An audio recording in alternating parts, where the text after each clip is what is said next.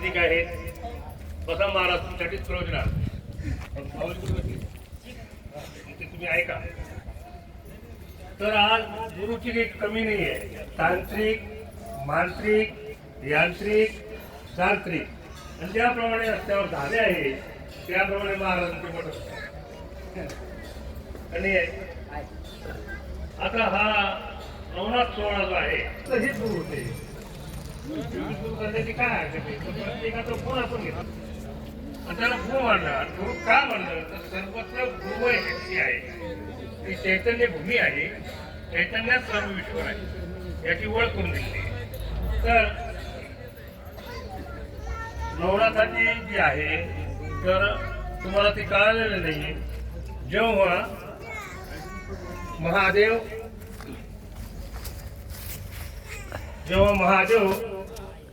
ज्यावेळेस ध्यानस्थ करीत बसले होते तुम्ही बघितलं असेल महादेवाचं. मग आता हे ध्यान कोणाचं करताय विचार करा तुम्ही याच्यावर. अशी परिस्थिती याला महादेव म्हणतात. सर्वात महा म्हणजे मोठा. सगळ्यात मोठा देव कोण म्हणजे महादेव आहे की नाही. आता पार्वतीने विचारलं की हे नाथ तुम्ही जर महादेव आहात तर तुम्ही कोणत्या देवाचं चिंतन करता आलं लक्षात. तर त्यांनी राम जन्माला बी आले नव्हते. तुम्ही रामाचं नाव घेतो म्हणे. काय घेतो? राम नाम घेतो. वर बुडवलं राम नाम घेतो. काय घेतलं? राम घेतो का राम नाम घेतो? राम नाम. मग ते कोणतं? तर म्हणे इथे तुला सांगण्यात मजा नाही. तू चल एकांतात आणि एकांतात तुला मी सांगतो. ज्यावेळी त्यांनी सांगायला सुरुवात केली त्यावेळी विष्णू वाटला आताच खरं मला नाम मिळेल. तर ते पाण्यामध्ये मच्छीच्या रूपात राहिले आणि ओंकार द्यायला लागले. पार्वती ऐकते का? पार्वती ऐकते का? पार्वती ऐकते का? तर ती झोपी गेली. का झोपी गेली ते लक्षात घ्या. यावेळेस तिला पूर्णत्वाचं जो देव आहे, जो निरंजन रूप आहे, जो निर्विकार आहे, जो निराकार आहे, जो तुमचा आत्मा आहे, जो आत्मा तुमचा तोच परमात्मा आहे याचं ज्ञान सांगत असताना ती समाधीस्थ झाली. झोपी नव्हती, समाधीस्थ झाली. आणि उत्तर द्यायचं पटलं तुला तर होय मच्छिंद्रात म्हणायचं. मग तू कसं काय काही ऐकत नाही. ते नऊ नारायण झाले. नर आणि नारायण हे नऊ नारायण आहे की नाही. तुम्ही वाचला असेल. मी वाचणारा माणूस नाही पण नऊ नारायण झाले. मग मच्छिंद्रनाथांना ते मिळालं आणि आदिनाथ उमा बीज प्रगटले. काय झालं? आदिनाथ उमा बीज प्रगटले. मच्छिंद्रनाथले सहस्थिती मच्छिंद्राने बोध गोरक्षाची गेला. गोरक्ष वळाला गैरी प्रती गैरी प्रसाद निवृत्ती जातात आणि ज्ञानदेव सार चोजविले. इथे आला नाथ पंथ. आता ज्ञानदेवानं पूर्ण सार मिळवलं. ते मिळवलं कसं ते परत लक्षात घ्या. ज्यावेळेस गैनीनाथ होते काय लक्षात महाराज गैनीनाथाने कोणाला उपदेश केला? निवृत्तीनाथ आहे की नाही. कोणाला उपदेश केला? निवृत्तीनाथाला. आता निवृत्तीनाथाला उपदेश केल्यानंतर निवृत्तीनाथाने कोणाला केला? ज्ञानेश्वर माऊलीने केला. आणि ज्ञानेश्वर माऊलीपासून ज्ञानदेव ही काय रे पायाला ज्ञानदेवे रचियाला पाया तुका झाला शिखर. आता भाग कसं आहे तर ज्ञानेश्वर माऊलीने पाय रचला कोणता? वैष्णव धर्माचा. आता त्याच्यामध्ये मग कोणता धर्म होता? कोणत्या धर्मातून हा वैष्णव धर्म झाला? नवनाथातून झाला. म्हणजे महादेवापासून हा झाला. पुढे वैष्णव धर्माची स्थापना ज्ञानेश्वर माऊलीने केली. आता तीन संप्रदाय निर्माण झाले. एकनाथ महाराजांचा भागवत संप्रदाय, तुकाराम महाराजांचा चैतन्य संप्रदाय आणि ज्ञानेश्वर माऊलीचा वैष्णव संप्रदाय. हे तीन संप्रदाय झाले. आता यांचा जन्म ह्या आदिनाथापासून झाला. आदिनाथाला बीज दिलं. बीज तुम्हाला बीज मंत्र माहिती आहे का? मी बाईला विचारतो आणि गुरु केले तर बीज मंत्र माहिती आहे का? बीज जे जगाचं बीज आहे, जे आत्म्याचं बीज आहे, जे बीज मंत्र दिला. कोणता मंत्र दिला? तारक मारक हे ते या असं करा तसं करा तसं करा असं नाही दिला. तो बीज मंत्र दिला. आणि बीज मंत्र हा सद्गुरू देतात. कोण देतात? सद्गुरू हे बीज मंत्र देतात. आणि बाकीचे जे मंत्र दिले जातात, रामकृष्ण हरी म्हण, ओम नमः शिवाय म्हण, अमुक म्हण, गणेशाय म्हण, हे म्हण ते म्हण, असं मंत्र दिले जातात. बीज मंत्र सद्गुरू देतो. आणि सद्गुरूची तुमची ओळख होत नाही. सद्गुरूची तुमची ओळख होत नाही. बहुत पुण्य असेल गाठी तेव्हा होय संत भेटी. बहुत सुकृताची जोडी म्हणून विठ्ठल आवडी. असं आवडणार नाही. विश्वभक्तीकडे माणूस जाणार नाही. कारण मागचं पुण्य असेल तरच तुम्ही विश्वभक्ती करा. नाही तर माणूस कुठे परेशान आहे? धन, मान आणि श्री. माणसं कशात परेशान आहे? धन कमवायला पाहिजे, धन कमवायला पाहिजे. दुसरं कोणती गोष्ट आहे? मला मानलं पाहिजे, मला मानलं पाहिजे, आहे की नाही? असं दुसरं काहीच नाही. मला मानलं पाहिजे, मला मानलं पाहिजे. मग आमदारकी निवड कर, की निवड कर, तशी कर तशी कर. म्हणजे या पद्धतीत तो मानाची करायची. आणि माणसं कोण परेशान आहे? श्रीच्या प्रेमामुळे पाहिजे. तसंच बायांचं नाही. माणूस धन आणि मला चार चौघीत मानलं पाहिजे ना. तर मला प्रश्न असा विचारायचा आहे तुम्हाला की तुम्ही कोण आहात? जेव्हा तुझी आई होती तानी तेव्हा कुठे होता प्राणी? जेव्हा तुझा बाप होता बाळ तेव्हा कुठे घडला काळ? याचं उत्तर द्या. तुमच्या कपड्यावर लिहिलं नाही. बाई तुमच्या कपड्यावर लिहिले का? माझी तुमची ओळख नाही. तुमचं नाव काय आहे? रत्नबारकी नाही, कुळे नाव सावित्री. आता हे सावित्री नाव तिचं आहे. ते केव्हा ठेवलं? जन्माला आल्यानंतर ठेवलं. आणि ते सावित्री नावालाच चिटकून बसलं माणूस. एका तुमचं नाव काय भाऊ? बाबासाहेब. बाबासाहेब. आता हे कोणीही काही म्हणलं तुम्हाला बाबासाहेब दिसले का? तुम्ही बाबासाहेब, हे सावित्रीबाई. आता कपाळावर कुठे काही लिहिलेलं नाही. पण नाव ठेवलं गेलं आणि त्या नाव ठेवलं ते मीच म्हणून बसले. मी सावित्री, मी बाबासाहेब, मी बाबासाहेब. अरे वेळी तू बाबासाहेब नाही, तू सावित्री नाही. मग तू नाही कशावर सिद्ध करायचं? म्हणजे तू जन्मल्यानंतर तुझं नाव ठेवलं. अगोदरचं नाव काय होतं माहितच नाही. मग जेव्हा तुमच्या आई ताणी असत, तुमची आई जेव्हा ताणी असत त्यावेळेस मी कुठे होते? प्रश्न आहे की नाही? हा प्रश्न आहे की नाही? बरं तुम्ही बरोबर आणलं काय? काहीच कसं नाही आणलं? काय आणलं बरोबर? भाऊ बाबासाहेब आलं का लक्षात? तो जो श्वास तुमचा चालू आहे तोच ईश्वरी लक्षात ठेवा. आणि त्याची मौन माळ आहे तेच सद्गुरू देतात. ज्ञानदेव मौन जप माळ अंतरी धरोणी सगळ्यांनी जपे असं सांगितलंय. आता तुम्ही कोण? तुम्ही कोण? तुम्ही दुसऱ्या असं कोणी नसून तुम्ही देव आहात. मग आमच्यात देव आहे. मग दाखवा बरं. प्रश्न आहे की नाही? दाखवा बरं, दाखवा बरं. गुरु दाखवतात वेळा तूच देव आहेस, तूच ब्रह्म आहे, तू सर्व आहे. त्याची तर ओळख करून देतात. ओळख करून दिल्यानंतर तुला जीव उपाधी लागली. तुला कोणती उपाधी लागली? जीवाची उपाधी लागली. आणि तू जीव म्हणल्यामुळेच मी सावित्री आहे, मी बाबासाहेब लागतो.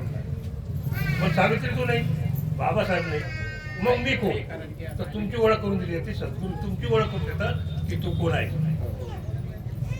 तूच ब्रह्म आहे, तूच देव आहेस. मग कसं काय करू? जशी उसात साखर आहे तसा देही ईश्वर आहे. जसं दुधात लोणी आहे तसा देहीची कृपाणी आहे. पण दुधात लोणी आहे हे सिद्ध करण्यासाठी काय करतं? तापवावं लागतं, घासावं आहे की तापवावं लागतं, इरणं घालावं लागतं, घुसरावं लागतं. घुसळल्यानंतर तूप काढतं. त्याप्रमाणे तुम्हीच देव आहात. पण तुम्ही जर नामस्मरण केलं, सत्संग धरला आहे की नाही? नामस्मरण केलं, सत्संग धरला. या सत्संगाने नामस्मरणाने पुन्हा तुमचा अहंकार जाईल. अहम गेला तुका म्हणे देव झाला. पण अहम जातच नाही. एवढसा जीव मच्छरवाणी जीव तुमचा आणि तुमचा अहंकार पाहिला तर आकाशावर. या बाईने जास्त सोडून घातलं ही मुरकट चालते बाहेर. अरे बाई मग तू काय म्हणणे काय करण्याची गरज काय? ज्यावेळेस तू जाशील त्यावेळेस तुझ्या कपाळावर रुपया ठेवला जाईल. तू तिघं श्रीमंत आहे, तिघं ऐश्वर्य आहे तुझं. परंतु तुझं काहीच राहणार नाही. तुझं कपाळावर 1 रुपया राहील. आलं का लक्षात? मग करता काय तुम्ही? काय करताय हा विचार करता. आता भाऊनी नवनाथात सांगितलं, तर नवनाथांनी काय केलं, हा मार्ग दाखवलेला आहे. तो त्याला नवनाथमध्ये सनातन असं म्हणतात. सनातन केले, या जीवाला सनातन कुठं म्हणजे मूळ स्वरूपाला जाऊन मिळालं. आहे का नाही? मूळ स्वरूपाला कसा तुम्हाला समजून सांगतो मी, तुमच्या नाथातलीच गोष्ट सांगतो. जो राजा होता, त्रिविक्रम नाव होतं का? त्रिविक्रम राजा. तो एकदम सगळ्यात जनतेचा चांगला आहे. सगळी जनता रडली की हा माणूस मारायला निघाले. हो. तर मग हे भिक्षा मागण्यासाठी गेले गोरखनाथ ते. तर त्यांनी सांगितलं की बाबाजी याला वापस आणा. म्हणजे त्या स्वरूपात जाऊन पोहोचला म्हणजे आता मी आणू शकत नाही. आणि तुझा हट्ट जर पूर्ण करायचा असेल तर माझं प्रेत माझं इथे गुहेमध्ये ठेवलेलं होतं. गुहेमध्ये ठेवल्यानंतर मी त्याच्या आत बोलतो आणि त्याप्रमाणे हे करतो. आहे की नाही? तर सायुज्यताची मुक्ती प्राप्त झाली. सनातन जो झाला त्याला वापस आणता येत नाही. पण तुझ्या हट्टापायी मी त्रिविक्रमराजाच्या देहामध्ये जातो आणि करतो. आलं लक्षात? अशी कथा आहे. तर सनातन मार्गाला गेल्यानंतर आपल्याला सनातन व्हायचंय. नवनाथाची भक्ती, तुम्ही नवनाथाची भक्तीबद्दल सांगतो, तुम्हाला सनातन व्हायचंय. सनातन म्हणजे काय असा प्रश्न आहे. आपला धर्म कोणता आहे? सनातन धर्म म्हणजे 20वी सणाच्या पूर्वीचा आपला धर्म आहे. सनातन धर्माचे पुढे 4 प्रकार पडले. ते जाऊ द्या. कोणत्या विषयावर बोलू ते सांगा बाई भाऊ. तुमच्या मना गुरु महाराज तुम्हाला जे आवडेल ते मला काय तुम्हाला आवडेल सांगा. ज्या दारात ते उजाडात आले पाहिजे अशा पद्धतीत अंगारा उजारा का आम्हाला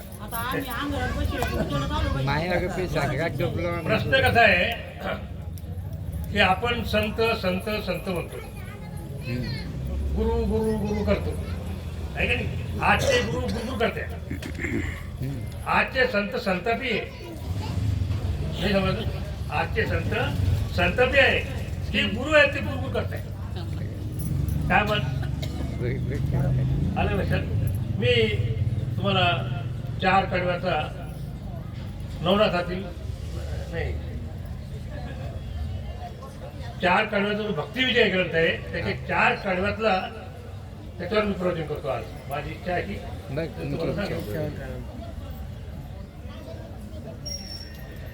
आपले ज्ञानेश्वर माऊली म्हणते पण याला नामदेव महाराजला की चला आपण मायवडी तीर्थयात्रा करू. तीर्थयात्रा करण्याची एकच त्या तीर्थयात्रेमध्ये ईश्वराच्या भक्तीबद्दल बोलत त्याच्याबद्दल त्याला तुम्ही विचारू नका. नाही म्हणजे पांडुरंगाला मी सोडून जात नाही. अरे म्हणे आज काय करता. आता तुम्हाला गुरुने जे गुरु आहेत त्यांनी तुम्हाला दाखवून दिलं की पिंडीवर पाय ठेवले होते. तो चौकडे तो महादेव दिसला तुम्हाला. मी तुम्हाला दाखवलं. आता इथेच पुन्हा विठ्ठल नाहीये. कुठे? इथेच विठ्ठल आहे असं नाही. अरे का विठ्ठल जळी स्थळी काष्टी पाषाणी भरला. आता जळी स्थळी काष्टी पाषाणी भरला तो पंढरपूरलाच आहे का? सांगा बरं. तो पंढरपूरला आहे का? विठ्ठल या शब्दाचा अर्थ आहे विश्वात ज्याचा ठसाव पडलेला आहे, ज्याचा ललकार चाललेला आहे. आता तुम्ही मला सांगा, विठ्ठल जर तिथे आहे तर विठ्ठल तिथे का आला याचा पहिले विचार करा.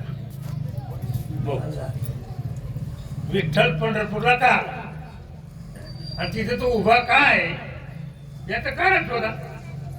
याचं कारण असं आहे की त्याने आईवडिलाची सेवा केली म्हणून विठ्ठल उभा केला. आणि तुम्ही आईवडिलांना लाथा मारून तुम्ही जर तिकडे चालले पांडुरंगाकडे तर तुम्हाला दर्शन देईल काय? नाही समजलं? नाही कळलं? अरे बाबा विठ्ठल तिथे उभा काय? प्रश्न येतो कशामुळे उभा आहे?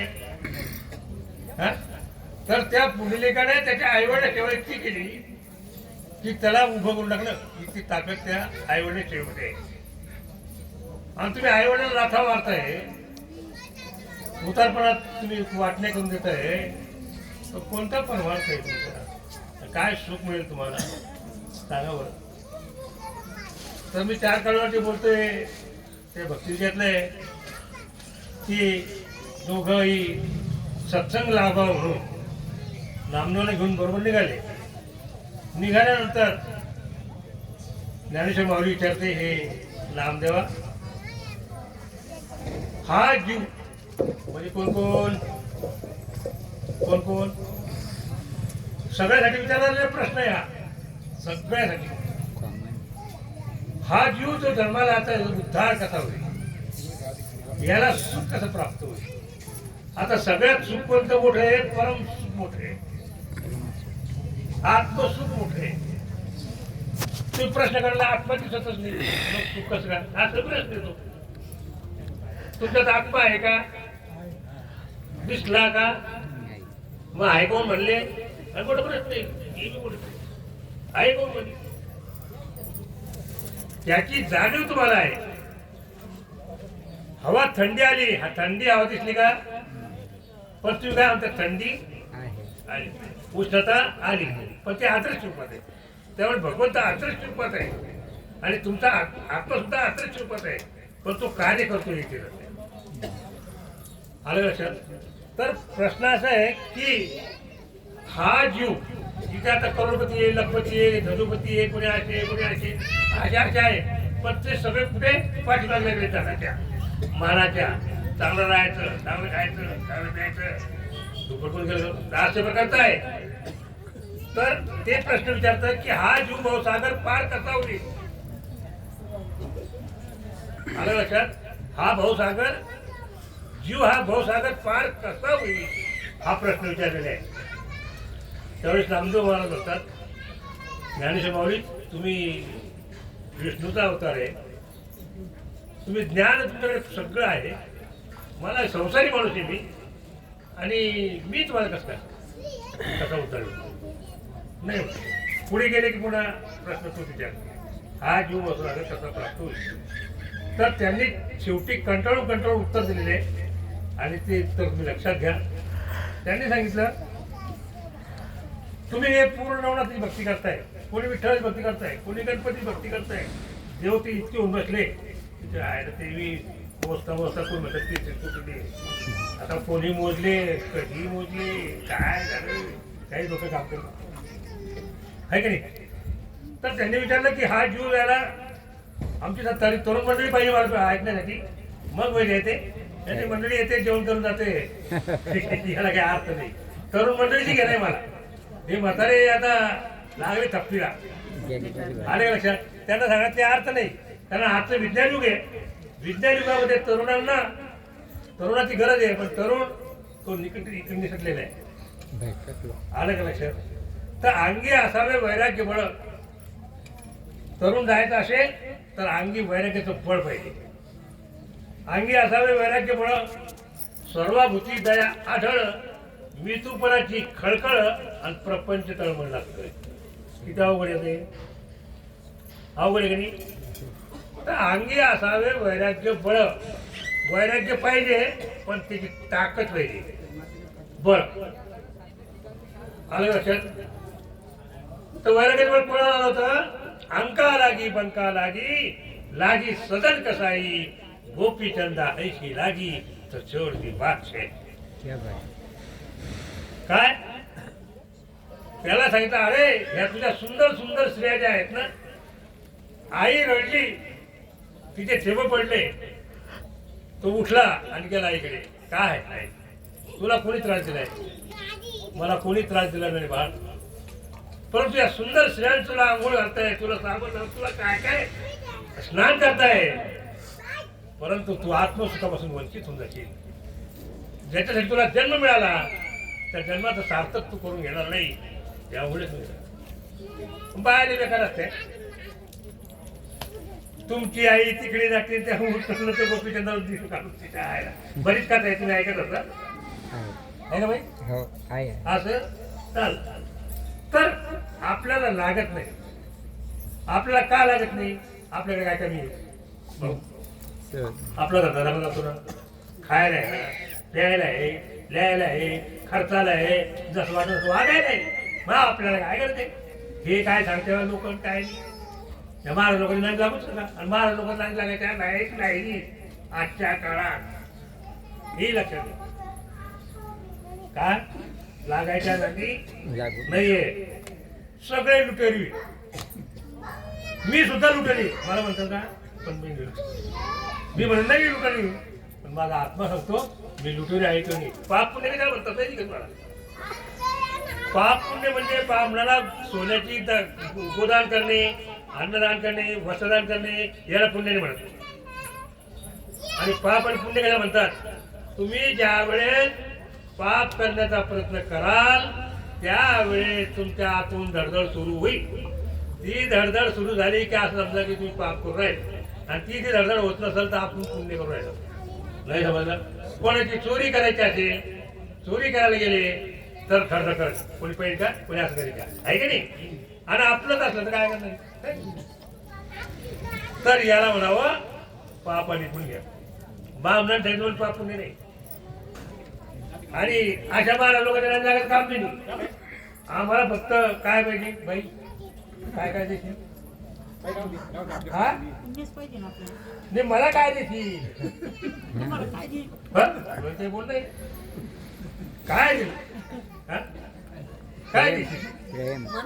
तुझ्या नावावर आवडून तुमची माझी ओळख नाही पाहिजे त्याच्यामुळे झाली. मी या तिन्ही लोकांना गुरु हे मराठी, मी मराठी पण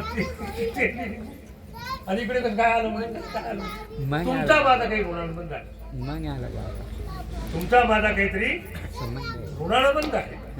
म्हणून माझे 2 शब्द मला ऐकायला भेटतील. तर काय करा, भक्ती करायची असेल ना अंतकरणातून करा.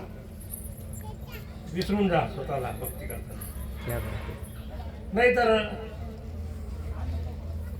वैराग्याचं जर बळ नसेल तर मी तर वैराग्याच्या बळावर तुम्हाला गोष्ट सांगतो. एक छोटंसं गाव होतं. त्या चांगलं गाव होतं. त्या गावामध्ये ती एक बाई होती. तिचा नवरा, 2-3 पोरं. ती बाई निदान जायची, खुरपाला जायची, सगळं काम करायची. पण नवरा कवडीचं काम करतो. गावात येण्याचा तिथे भांडणाचं की त्याचं असं तसं तसं असं तो करायचा. ती बाई एक बिचारी काम करून पोरं पोसायची. ती म्हणे हो काहीतरी काम करा ना. काय काम करते, काय बोलते अशी, मी लिंबाची होऊन जाईल. तुला म्हटलं लिंबाची आणून संध्याची हे जर साधू झालं मग आपलं कसं व्हावं, पोरं वाळत कसं व्हावं. त्यांनी धमकी द्यायची. त्याला खाऊन पिऊन घालून मस्त हिंडायची तिकडे. 2-3दा हो काहीतरी करा ना. मी माझ्या कसं काय चालत एवढं घरदार नाही रे. मी निमाजी होईल बरं का. आता निमाजी होणं म्हणजे काय, पूर्ण नग्न होणं. पुढे आज लिंबाचा डकडा लावणं आणि मागे दारा लावणं आणि दारा लिंबाची. एक म्हातारी शेजारी ती म्हातारी बाहेर उद्या असते म्हणे पहा म्हणा आता बाई हे कधी बियाला बोलावं जाणं म्हणे. हे म्हणते म्हणे लिंबाची होत जाईल. साधू समजतात भाऊ, हा साधू होऊन जाईल. अहो म्हणे येडी तुला नुसतं धमकतो म्हणे, धाक दाखवतो. तो काय आता लिंबाची होतो म्हणे. आता तू काय कर म्हणे त्याला म्हणून टाक म्हणे होय लिंबाची. एक दिवस आली भाऊ काहीतरी करा ना म्हणे. जास्त बोलू नको, मी निभाजी होईल. होऊन जा म्हणे निभाजी. तो कसं होईल माझा तो तसं होईल म्हणे. पण तुम्ही निभाजी व्हा बरं. पाय बरं पाय बरं. ही डायरेक्ट त्याला वाटलं आता तरी म्हणत बिलकुल तुम्ही जाऊ शकता, तुम्ही निभाजी होऊ शकता. मग निघालं ते बाई त्यांचे लिंबाचा पाला तोडला, पुढे लावला, काही मागे लावला गेला. थंडीत दिवस होते. रात्री 11-12 वाजले. जसं सुटलं ते तर घरी लाज म्हणजे वाजायला लागले कडी. वाजायला लागले कडी तर ते म्हणे भाऊ हे भाऊ तुला काही कळतं का म्हणे. माझा नवरा लिंबाजी होऊन जायले रात्री 12 वाजेला मै कडी वाजवतो मी द्या करट्या जायकडे खप्पर तिकडे. अहो ठके मी नवरा येतो मी निभाजी मी तोडत नाही मला माहिती म्हणे मला नवरा साधून जायले. अरे टके तू कावडू करणे तुम्ही मरून जाईल थंडीनं. तिला वाटलं जाईल नाही माझी कडी वगैरे होता कधी माझी बिलकुल मरण पडली माझी होणार नाही. तर त्याला जे वैराग्य आलं त्याचं बळ त्याला नव्हतं. काय लागतं याला बळ लागतं. कारण निश्चय लागतो. नाही तर व्हायला काय लागतं पण बळ लागतं. तर अंगी असावे वैराग्य बळ. तर तुमच्या या राजाला कशाचं बळ आलं? निश्चयाचं बळ, हा? गोपीचंदाला कशाचं बळ आलं? ताकदीचं बळ, जेव्हा आईने सांगितलं, उपदेश, आईने सांगितल्यानंतर जेव्हा गुरु केला, गुरु सांगितलं तू सनात हो. म्हणजे मग परीक्षा पाहिली, तुझ्याच बायकाकडून मागू लागला. सगळं राहायला लागला, पण निघाला तर लागली पाहिजे माणसाला. आपल्याला लागत नाही, आपल्याला लागत नाही. का लागली बाई? आपल्याला भक्ती मागायची गोडी लागली का? तुम्ही कधी विचार केला का? लोक बाय करते म्हणून आपण करा. आता तुझे महादेव असा निघला, जिथे जाऊ तिथे बाय पूर्ण तर महादेव नव्हता काय बघा, होता का? पण आताच प्रमाण निघला मग. बघा, देवदेवीच का. असं इमेजिवर जाते तर हे करू नका. फळ लागतं त्याला. काय लागतं? अंगी असावे वैराग्य बळ. आता सर्वभूती दया आढळ. कोणी असो, मित्र असो, शत्रू असो, गरीब असो, तीन तुकडे असो, कुत्रा असो, मांजर असो, डुकर असो, कोणी असो, सगळ्यावर दया करावी. पण दया कशी करावी? आढळ, न ढळणारी. आपली दया तर आढळे, ढळणारी दया नाही. हो, मी बाल झाला, मग 500 रुपये दिले, त्याचं पूर्वी चुकत होतं, 500 रुपये दिले. हो, दया केली काय? 500 रुपये द्या घेता आपण, सोडत नाही. एक काय दया म्हणजे पाहणे बुजू होतं, आपण पैसे दिले. असं दयावान माणूस आहे मी, असा माणूस आहे.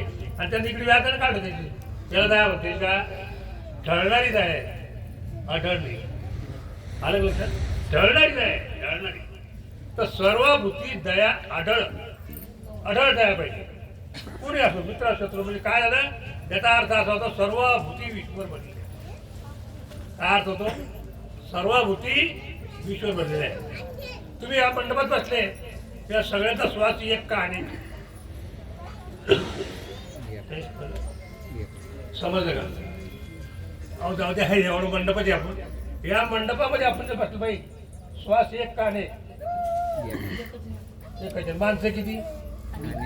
नाही, तुम्ही असे बोलता ना. बायाचा आत्मा, पुरुषाचा आत्मा एकाने, कुत्र्याचा नेमचा माझा तुमचा. परंतु ते गुंतले त्या तडाख्यात. तुम्ही असे तडाख्यात आले की तुम्हाला आता मनुष्य जन्म प्राप्त झाले. त्यामुळे तुम्हाला बुद्धी आहे, ज्ञान आहे, विवेक आहे, वैराग्य आहे का नाही? मग आपल्या ज्ञानानं आपण वैराग्याकडे जावं.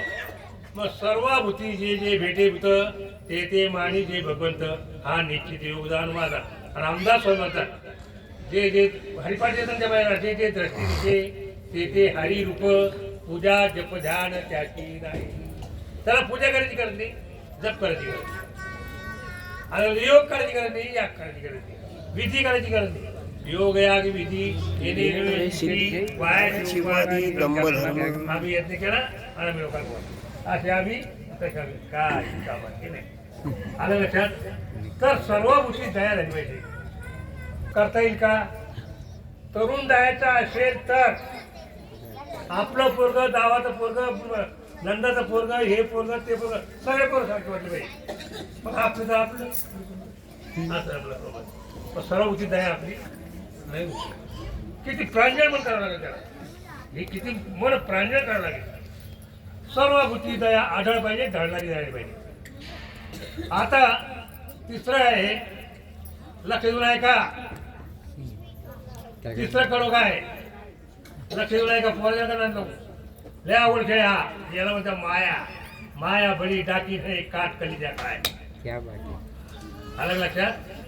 आणि माया म्हणता तुम्ही. प्रेम इतकं मोठं आहे, परंतु कोणाला बाप नवरा गेला तर बाई गेली, बाई गेला तर नवरा सुद्धा तिकडे दुखून पाहिलं नाही.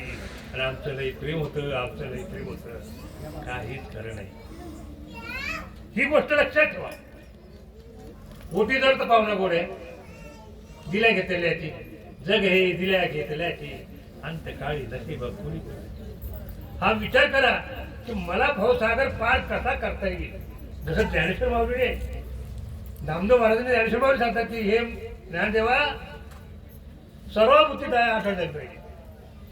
तिसरं कळलं सांगतं ते मी तू बना की खळखळ. मी आणि तू. हु आर यू? तू कोण आहे तू? मी आणि तू द्वैत आलं. काय आलं? मी आणि तू द्वैत आलं. आणि द्वैत सारुणी माळे मी घालीन. आहे का माहितीये देवीच्या इथं त्यावेळेस द्वैत सारुणी माळ मी घालीन. द्वैताचे बंधन न बांधले. द्वैताचे बंधन बांधलं गेलं. मी आणि तू झालं ही खळखळ चालू आपली. ते असे आले तो तसा हा असा. हे चालू आहे की चालू आहे ती तशी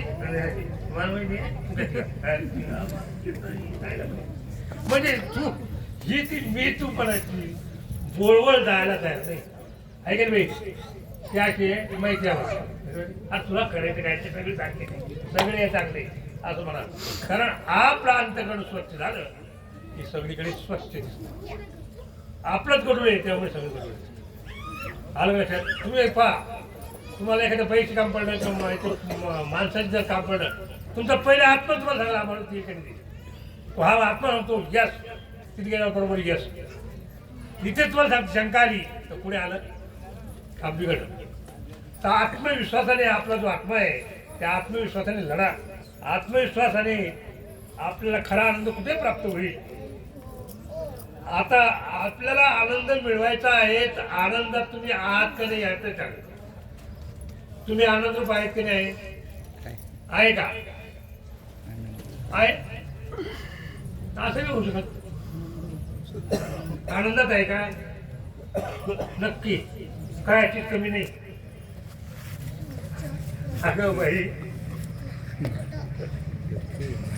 मनासारखं न होणे याचं नाव संसार. कोणालाही विचार मनासारखं न होणे याचं नाव संसार आहे. पहा बरं प्रत्येकाने आपल्याकडे मनात विचार करा. आपल्या मनासारखं झालं का? पहा तुम्ही विचार करू. मावल्या हो तुम्ही सुद्धा विचार करा. आपल्या मनासारखं झालं का? ती बाई म्हणते माझ्या मनासारखं झालं का? अरे मनासारखं काय होतं? मनासारखं काहीच होत. मनासारखं न होणे याचं नाव संसार. आणि या संसार दुःखमुळे याचं मूळ कसं आहे? दुःख रूपे संसार दुःख मूळ.